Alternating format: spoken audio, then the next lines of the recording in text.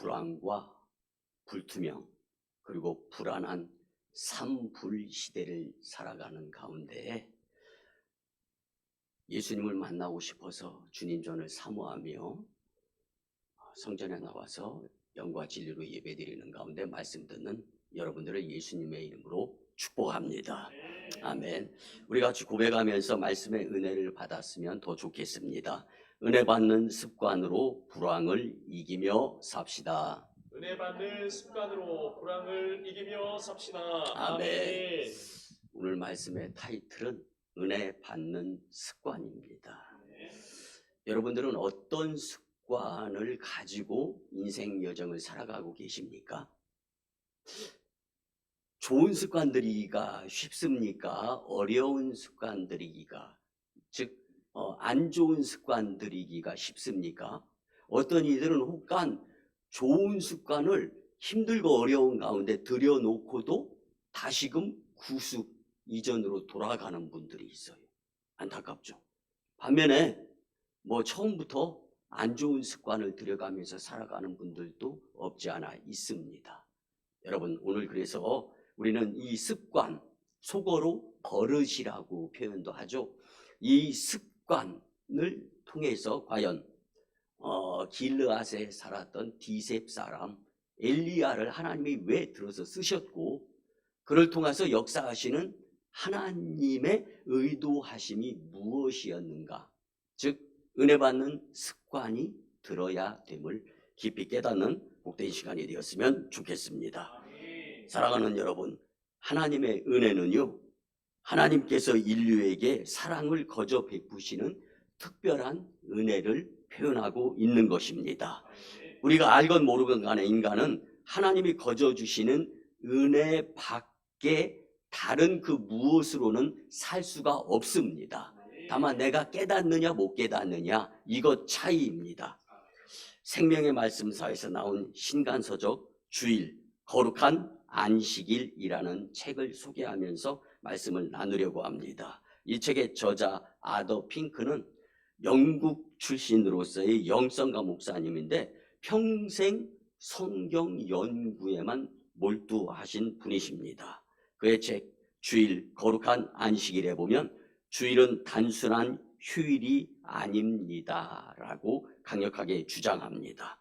여러분, 인류는 코로나 바이러스로 인해 원하지 아니함 가운데 전 세계 교회의 주일 예배가 타의로 인해서 중단되거나 제한된 인류가 경험하지 못한 초유의 사태를 빚은 것을 우리는 불과 몇 해 전 아직도 뇌리의 기억이 생생합니다.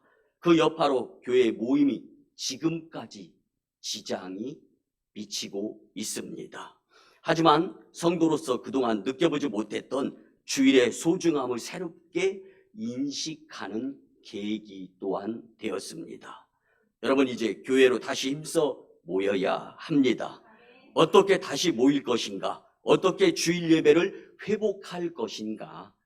이 아더 핑크 목사님은 그래서 주일 거룩한 안식일에 대한 분명함, 그리고 주일 안식일을 필요로 하고 귀중히도 여기고 소중히도 여겨야 될 것이 바로 주일 안식일의 예배자들의 모습이다라는 것을 강조하기 위하여 이 책을 썼습니다. 저자는 이 책에서 주일과 예배의 의무는 단지 주일 예배를 드리는 것으로 끝나서는 안 된다라고 표현합니다.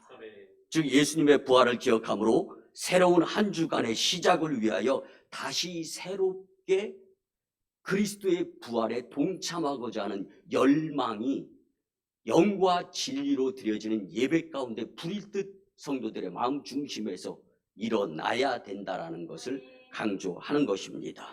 저자는 주일은 단순히 한 번의 예배 참석으로는 충분하지 못합니다라고 말씀합니다. 주일은 일주일 중 6일과 구별된 하나님의 특별한 은혜의 날이다라고 설명합니다. 하나님은 주일에 성도들에게 축복을 내려주시기로 예비하셨기 때문에 우리는 교회의 예배자가 되어야 할 필요성을 분명히 갖고 살아야 된다라고 강조합니다.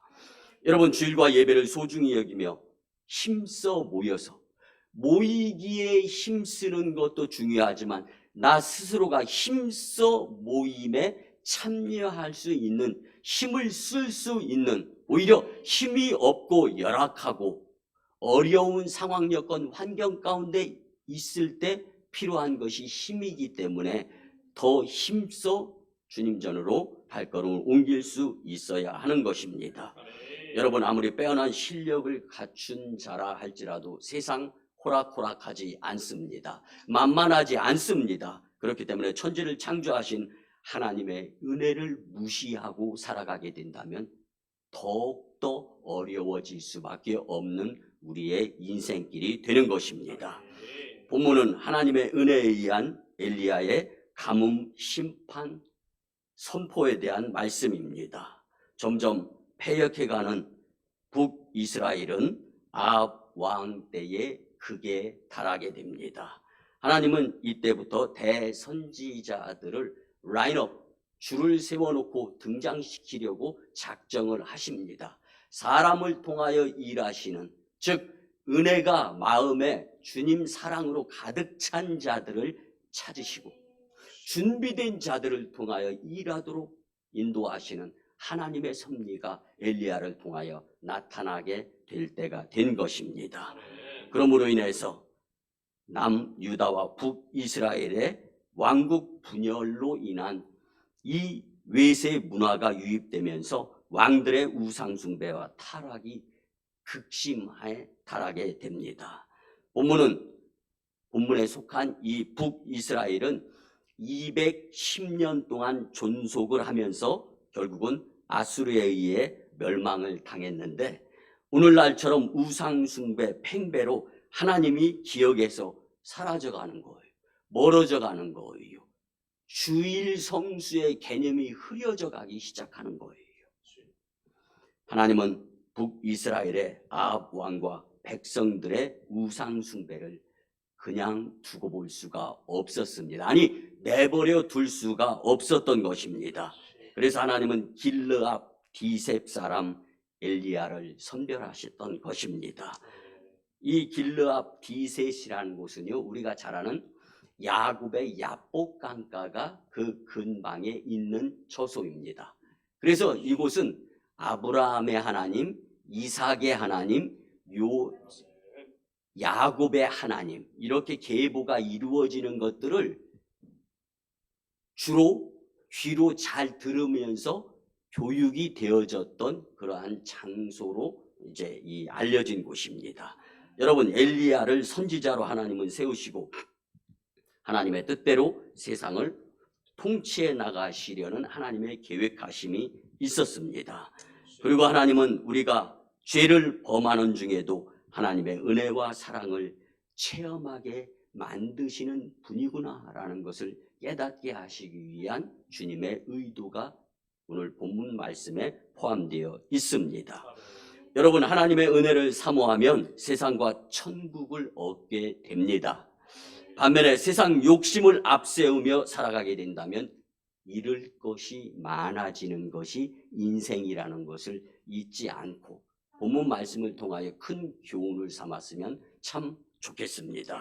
오늘 주시는 말씀으로 엘리야에게 임한 그릿 시냇가의 기적의 은혜를 마음속에 담아서 이제 반드시 필요한 은혜 받는 습관으로 살 뿐만 아니라 주님의 뜻을 이루어드리는 복된 인생이 되시기를 예수님의 이름으로 축복합니다. 아멘. 그러기 위해서 첫째는요, 은혜 받는 습관은 하나님의 보호를 받게 됩니다. 아멘. 아멘. 여러분, 하나님의 은혜로 살면 주님의 보호를 받아서 안전할 수가 있습니다. 아멘. 이곳에서 표현하는 보호라는 것은요, 위험이나 곤란이 미치지 않도록 정성으로 보살핌을 받는다라는 뜻이 내포되어 있습니다. 아멘.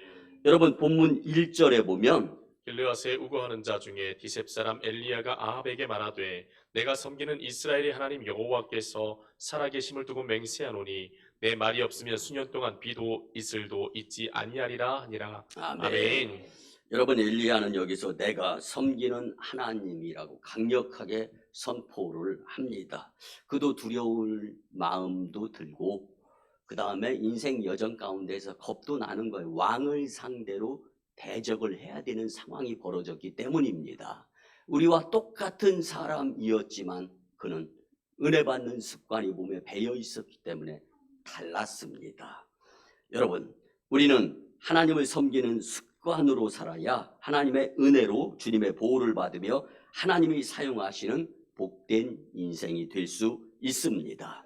이렇듯 엘리야는 우상 숭배에 팽배해져가는 그러한 현장에서 불황, 불투명, 불안의 산볼 시대에도 그가 낳고 자란 길르앗, 곧 야곱의 야복 강가에서 들었던 말씀 중심으로 은혜 받는 습관을 마음에 담고 살아갔던 자입니다.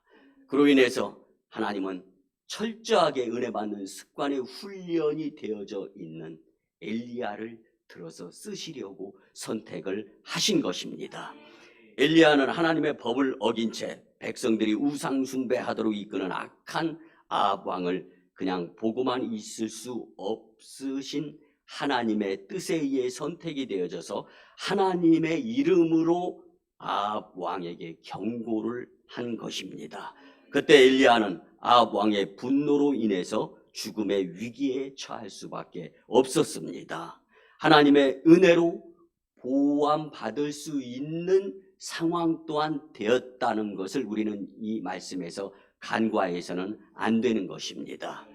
이처럼 하나님의 백성은 은혜 받는 습관으로 살아야 하나님의 보호를 통해서 안전한 인생이 될 수 있습니다. 상황이나 환경 탓보다는 하나님께 보호함 받을 수 있도록 은혜 받는 습관으로 살기를 예수님의 이름으로 축복합니다. 사랑하는 성도 여러분, 본문 1절 중반에 보면 내가 섬기는 이스라엘의 하나님이라고 엘리야는 선포합니다. 분명하게 밝히는 강력한 메시지인데 이는 바알신 앞에 무릎을 꿇었던 이스라엘 사람들과 바알 선지자들의 태도와는 상이하게 대조되어지는 말씀을 우리는 보게 됩니다. 특별히 바알 숭배를 거부했던 엘리야는 이스라엘의 하나님은 바알이 아니다라는 것을 선포한 것입니다. 하나님이라는 것을 이스라엘의 왕 그리고 이스라엘을 통치하시는 분은 하나님이시다라는 것을 분명하게 선포하며 밝혔는데 이는 바알신 앞에 무릎을 꿇었던 이스라엘의 모습, 이 안타까운 모습을 보면서 이제는 주님의 마음으로 이심전심이 되어지는 겁니다. 특별히 바알 숭배를 거부했던 엘리야는 이스라엘의 하나님 바알이 아니다. 이것을 강조하면서 두려울 수 있어요. 염려도 됩니다. 그렇지만 하나님의 뜻은 이행되어져야 한다라는 사명감에 불탔던 것입니다. 여러분, 하나님의 은혜를 받으며 살게 된다면 그 은혜는 부드러운 것일 수도 있지만 강력한 힘도 발휘할 수 있는 것입니다. 여러분, 목회를 하다 보면은요, 주일 성수나 조금 열심 내지 못하는 성도님들이 혹간 있을 수 있어요. 그런데 그런 분들에게는요, 한마디 권면만 해도 이게 뭐 독촉처럼 받아들여지고 또 크게 잘못한 것처럼 받아들여져서 위축되는 성도들을 혹간 보게 되는 거예요. 그래서 다만 문제가 생기고 염려스러운 것보다는 두 손 잡고 기도드리는 거예요. 그러면 성령님이 일해 주십니다. 문제가 안 되는 거예요. 여러분, 우리가 살아가면서 내 입으로 그 무엇인가 발언해서 속상한 일 많이 발생할 수 있습니다.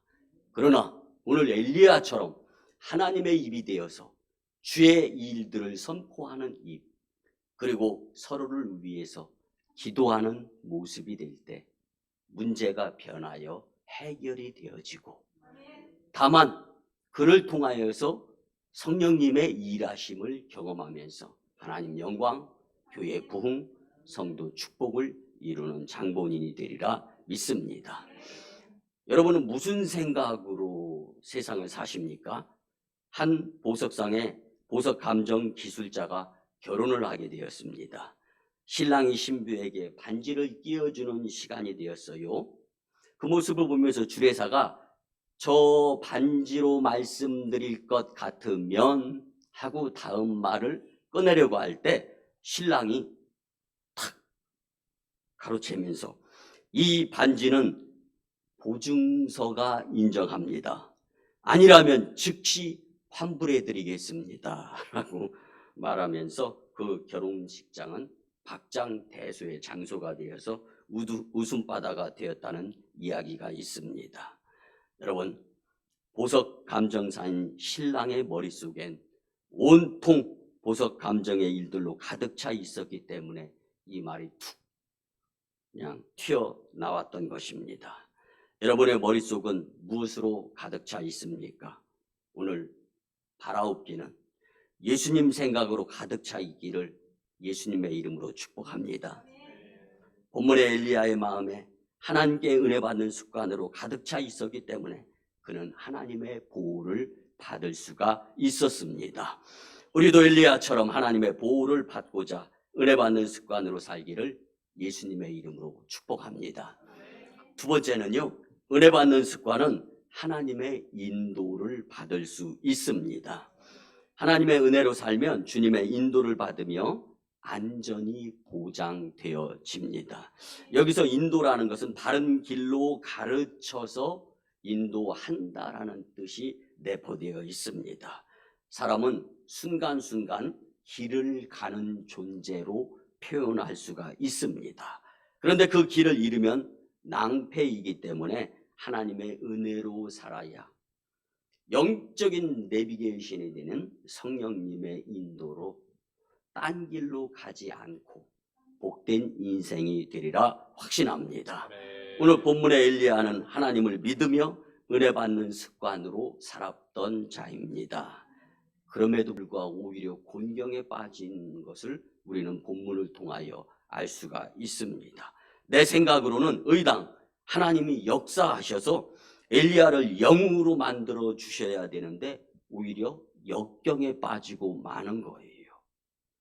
본문 5절에 보면 그가 여호와의 말씀과 같이 하여 곧 가서 요단 앞 그리 시냇가에 머물매. 아멘. 아멘. 도망가서 숨어야 되는 신세가 되었다는 말씀입니다. 엘리야는 하나님의 말씀이 임하자 그렇지만 즉시 지체치 않고 순종의 자세를 보입니다. 여러분, 우리가 믿음 생활, 신앙 생활, 교회 생활 하다 보면은요, 하나님이 이행하라고 말씀을 통해서건 기도를 통해서건 느낌을 통해서건 자연 환경을 통해서건 주님과 인격적인 교통이 이루어질 때가 있지 않습니까? 그럼에도 불구하고 사람을 보고 세상을 보고 계산기 두드릴 때가 없지 않아 있어요. 그러나 그때 주님은 우리의 마음 중심을 보신다라는 것을 생각하면서 오히려 그때가 주님께 믿음을 보이는 믿음이 가고자 하는 모습을 보여야 될 때임을 오늘 엘리야를 통하여 우리는 깨달을 수가 있습니다. 여러분, 말씀에 순종하는 엘리야가 숨어있던 그리 시냇가에도 아합 왕의 권력이 미치게 되었습니다. 두렵고 떨리는 상황이 벌어졌다라는 사실입니다. 여러분, 그렇지만 엘리야는 하나님의 인도하심을 통해서 결코 아합 왕의 손에 넘겨지지 않았다는 사실도 우리는 기억하면서 살아야 됩니다. 하나님은 엘리야의 거처를 옮겨주셨고 사르밧 혼자 된 여인의 처소에서 3년 반 동안 안전하게 기거할 수 있었습니다. 여러분, 우리 같이 한번 고백해 볼까요? 은혜 받는 습관으로 살아서 보는 것 같은 손해는 내일의 큰 축복이 됩니다. 아멘. 은혜 받는 습관으로 살아서 보는 것 같은 손해는 내일의 큰 축복이 됩니다. 아멘. 여러분, 항상 고난과 역경에 노출되어진 것이 우리의 인생입니다. 그렇지만 하나님은 말씀으로 그때마다 우리를 인도해 주시는 분이신데, 내가 주님께 순종하면 안전, 내가 주님께 불순종하면 위태로운 인생이 될 수밖에 없다. 왜 그러냐면 주님의 보호와 인도를 받지 못하고 살아가는 인생이 되기 때문에. 풀은 마르고 꽃은 시드는 것처럼 세상의 스펙, 그렇게 내가 힘들고 어렵게 얻으려고 했던 것, 주님 바람 한 번이면 풍파로 없어지는 것들인데, 여러분, 그래서 예수님이 우선시 되어야 되고 주님께로 은혜 받기 위한 열심이 우선이 되어져야 한다는 것, 그 이후에 누르고 온들어 차고 넘치는 축복으로, 또 어느 곳에 가서 누구를 만나고 무슨 일을 계획하고 어떠한 일을 한다 할지라도 주님께서 허락하여 주시는 그 은혜가 우리에게 정말 필요한 것이고, 그래서 무슨 일을 하든지 우리는 우선 죽게 하듯 하는 것이 소중하다라는 것을 오늘 엘리야를 통해 깊은 교훈으로 깨달음이 있었으면 좋겠습니다. 여러분, 표준 세번역으로 시편 23편 1절에서 3절에서 다윗에 보면은요, 주님은 나의 목자시니 내게 아쉬움이 없어라. 나를 푸른 풀밭에 누이시며 쉴만한 물가로 인도하신다. 내 영혼을 소생시키시고 당신의 이름을 위하여 의의 길로 나를 인도하신다. 아멘. 아멘. 여러분, 힘써 예배드리며 강단에서 흘러 차고 넘치는 말씀에 힘입어 은혜 받는 습관으로 살아가게 된다면 주님의 인도하심 가운데 안녕, 안전, 강건할 수 있다라는 것을 다윗은 마음 중심으로 주님께 고백을 드렸던 것입니다. 여러분, 하나님의 인도를 부족이 변하여 풍족하게 살아갈 수 있는 놀라운 은혜의 이 말씀에 귀를 기울여가면서 살아가는 동안 하나님 영광을 위하여, 그리고 우리 인생 여정에 하나님이 들어서 쓰실 수 있도록 은혜 받는 습관의 자리 지키고 은혜 받는 모습으로서 주님께 믿음이 가는 성도의 삶을 살아갈 수 있기를 예수님의 이름으로 축복합니다. 마지막 세 번째는요, 은혜 받는 습관은 하나님의 기적을 경험하게 됩니다. 아멘. 하나님의 은혜로 살면 주님의 기적을 체험하며 복된 인생이 됩니다. 아멘. 여기서 기적은요, 상식을 초월하여 내가 그 무엇인가 할 수도 없는 아주 귀하고 좋은 것들을 경험하게 된다라는 말씀입니다. 본문 6절에 보면 또 떡과 고기를 저녁에도 떡과 고기를 가져왔고 그가 시냇물을 마셨으나. 아멘. 여러분, 그릿 시냇가에 숨은 엘리야에게 까마귀들이 아침 저녁으로 떡과 고기를 가져왔다. 마실 물도 있었다. 이 말씀은 떡과 고기의 비유가 되는 것은 인생에서 필요한 것을 의미해 주는 것이고, 그릿 시냇가의 물은 생명을 의미하는 것입니다. 엘리야는 하나님 편에서 일하는 사람에게 필요한 전부를 채우시는 하나님의 기적을 체험할 수 있었는데, 은혜 받는 습관이 평소의 삶 가운데 주님께 보여졌기 때문입니다. Habits of Grace라는 은혜 받는 습관이라는 책을 쓴 데이비드 마티스가 있습니다. 그는 베들레헴 신학교 학장이었던 존 파이퍼 목사님, 그리고 베들레헴 교회를 개척해서 크게 부흥시켰던 역시 존 파이퍼 목사님의 수제자였습니다. 그리고 지금은 미국의 베들레헴 신학교에 관여를 하고 또 베들레헴 교회에서 믿음의 메시지를 선포하는 가운데 그가 강조하는 것은요, 이 은혜 받는 습관이 들여지지 아니하면 하나님께 합당한 자가 될 수 없다라는 거예요. 동일한 표현으로 이제 시카고 신학교에 로즈메리 루터라는 시스테매틱 테올로지 조직 신학자가 있는데, 그가 표현하였던 일맥상통한 모습 가운데 한 부분이 making all things new, 모든 것이 새로워져야 된다는. 여러분, 사람은 고쳐 쓰거나 바꿔 쓰기 어렵다라는 한간의 표현이 있지 않습니까? 그러나 하나님은 우리를 고쳐서 바꿔서 쓰시려고 하시는 그 열정과 그 사랑, 이것이 은혜로 표현이 되어지는데 그것을 우리가 깨닫느냐 못 깨닫느냐에 따라서 이후에 우리의 삶의 모습이, 미래가 많이 달라집니다. 근데 이 데이비드 마티스 영성가 목사님은요, 예수님을 멀리하며 성령의 도움을 공급받지 못하면 예수님의 제자가 될 수도 없을 뿐만 아니라 천국에 합당한 자가 되기 어렵다라고 표현을 합니다. 그리고 또 그대가 하나님의 은혜로 살려면 예배 중에 받은 은혜를 삶 가운데 적용시키려고 부단히 트레이닝, 훈련이 되어져야 하나님의 나라에 합당한 자가 될 수 있다라고 강력하게 메시지를 선포합니다. 또한 하루가 시작되는 아침에 어떠한 모양으로 사탄의 시험이 있을지라도 그것을 물리칠 힘과 은혜를 달라고 무수히 기도드려 성령의 도우심을 받아야 된다. 예수님께 열렬히 간구하기를 등한히 하지 마십시오. 그대들이 믿음과 통회하는 마음으로 열심히 기도하면 주님께서 그대들의 기도를 들어 응답해 주십니다. 아멘. 그럼 영성가 데이비드 마티스는요, 하나님께 은혜 받는 축복의 통로를 이제 교회 출석의 예배와 새벽 기도를 듭니다. 여러분, 잠깐의 고난은 주님께서 예비하신 축복으로 우리를 옮기기 위해 일하시는 하나님의 때로 믿고 사셨으면 좋겠습니다.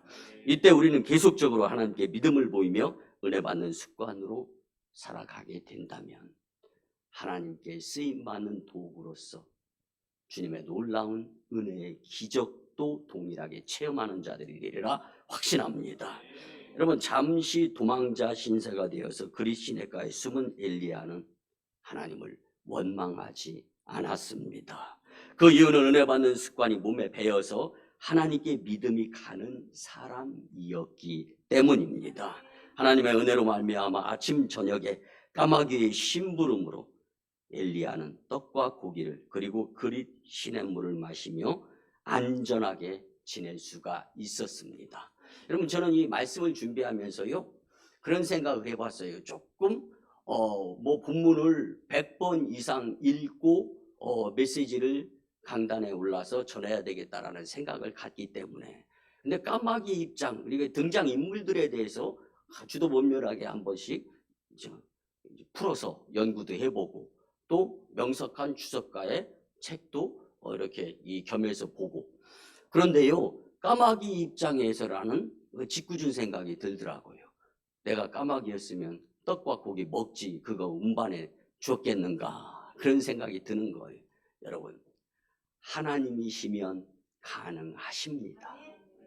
우리가 주님의 그 은혜를 저버리고 사람을 보고 세상을 보면서 어느 곳에 가서 누구를 만나고 무슨 일을 해요, 어떠한 일을 한다 할지라도 믿음의 주에 온전하게 하시는 이인 주님을 바라보는 것이 우선시 되어진다면 주님은 두고 보기에도 아까운 존재로서 하나님의 기적을 우리의 삶 가운데 원 없이 표현하실 분이 하나님이시다라는 것을 우리는 간과하지 않고 살았으면 참 좋겠습니다. 여러분, 인상에서 떡과 고기, 시냇물을 차고 넘칠 때도 있습니다. 반면에 마를 때도 없지 않아 있다는 것을 생각하면서 그런 가운데에서도 여전히 주님께 믿음을 보이며 은혜 받는 습관으로 살게 된다면 주님은 우리에게 기적을 체험케 하시며 기꺼이 사용하시게 됨을 오늘 말씀의 교훈으로 귀담아 듣고 주님과 동행하는 것이 은혜 받는 습관으로 시작되어져야 되는 것이구나, 깨달음이 있었으면 좋겠습니다. 여러분, 열심히 신앙생활 하다가도 편하고 쉬운 것 한눈 팔 때 없지 않아 있을 수 있어요. 옛날로 돌아가고 싶은 생각 들 때도 있습니다. 새로운 은혜 받는 습관을 들이기란 결코 쉽지 않습니다. 무척 어렵습니다. 그러나 분명한 것은 우리는 하나님의 은혜로밖에 살 수 없는 존재다라는 것을 잊지 않았으면 참 좋겠습니다.